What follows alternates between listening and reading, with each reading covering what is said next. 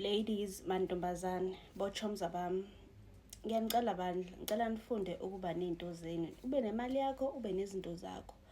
Ayikho into ebuhlungu njengokubona umuntu wesifazane ethi uma esehlukene nomuntu okade ezwana naye aphenduke into ongayazi.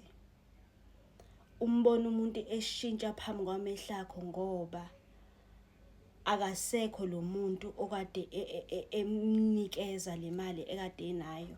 Akasekho nomuntu okade emfanda le mpilo ade eyiphila. Kubalulekile ukuthi umuntu wesifazane ube nezinto zakho. Noma ngabe kuthiwa-ke uyamthola-ke lo okufandayo, at least zithuthukise. Enza something ezokwenzela imali nawe. Nje zisize ukuthi uthuthuke, not ukuthi manje yonke impilo yakho isishiqi kulomuntu and umuhlukana naye uphenduka enye into ekade singayazi nokuthi ungakube iyona.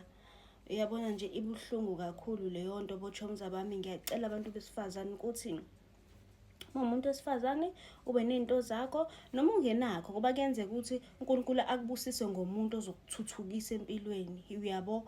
Noma ungenakho-ke thatha lo masenta akunikeza wona uhambe uyosithuthukisa, not ukuthi uphile impilo engenasidingo, ekugcineni kusasa usubuyela back to square one.